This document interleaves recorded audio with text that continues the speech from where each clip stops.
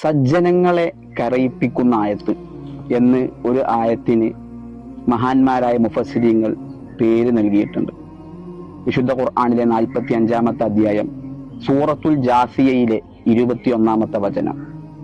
ബിസ്മില്ലാഹിർ റഹ്മാനിർ റഹീം أم حسب الذين اجترحوا السيئات أن نجعلهم كالذين آمنوا وعملوا الصالحات سواء محياهم ومماتهم ساء ما يحكمون. ഒരുപാട് മഹാന്മാർ ഈ ആയത്ത് ഓതിക്കരഞ്ഞിട്ടുണ്ട്.